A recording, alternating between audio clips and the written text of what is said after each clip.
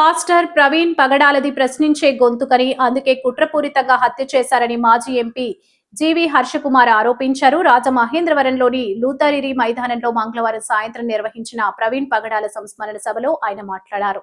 ప్రవీణ్ పగడాల చిత్రపటానికి పుష్పాంజలి ఘటించారు. అనంతరం ఆయన మాట్లాడుతూ ప్రవీణ్ పగడాల కేంద్ర ప్రభుత్వంలో ఉన్న ఒక పెద్ద మనిషి, కావాలనే ఈ హత్య చేయించారని ఆరోపించారు.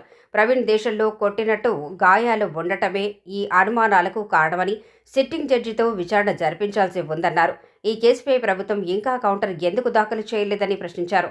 ప్రవీణ్ సంస్మరణ సభకు 6 సార్లు అనుమతులు రద్దు చేశారన్నారు. ఎట్టికేలకు 500 కుర్చీలకు మాత్రమే అనుమతి ఇచ్చారని ఆగ్రహం వ్యక్తం చేశారు. ప్రవీణ్ హత్య కుట్ర గురించి రాష్ట్ర ప్రభుత్వానికి కూడా తెలిసినని, ప్రవీణ్ పగడాల మద్యం తాగుతూ వచ్చి యాక్సిడెంట్ అయ్యారని చంద్రబాబు చెప్పడం దారుణమన్నారు.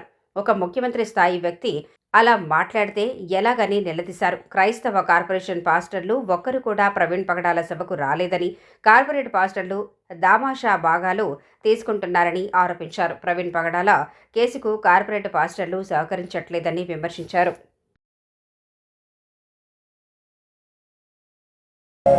సమయం ఇచ్చినటువంటి అధ్యక్షుల వారికి ప్రత్యేక వందనాలు తెలియజేస్తాను.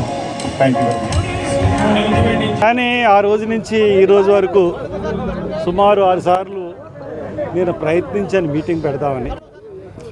వాళ్ళు ప్రభుత్వం ఈ ప్రవీణ్ పగడాల యొక్క ప్రభావం పూర్తిగా తగ్గిపోయింది అనుకున్న తర్వాత ఆలోచించి ఇవ్వట్లేదు అని చెప్పి కోర్టు కూడా వెళ్ళానని చెప్పి ఒకసారి కోర్టు పర్మిషన్ ఇచ్చినా కానీ ఇవ్వలేదు.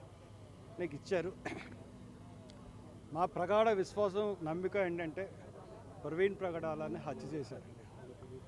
అది ప్రభుత్వం కౌంటర్ వేయట్లేదు, రిప్లై వేయట్లేదు. మీరు ప్రభుత్వం రిప్లై చేస్తే వాదనలు బిగినైతే పోస్ట్ మార్టం రిపోర్ట్లోనే ప్రవీణ్ పగడాలది హత్య అన్నది నేను నిరూపించగలను. మా లాయర్స్ నిరూపించగలరు. అంటే ఎవరు చంపారో అన్నది మేము చెప్పలేం, కానీ ప్రవీణ్ పగడాల హత్య చేయబడ్డాడు అన్నది మేము నిరూపించగలం. అందువల్లే నేను పూర్తిగా నమ్మాను అతను హత్య చేయబడ్డాడు. కాబట్టే నేను ఈ పోరాటంలో దిగాను.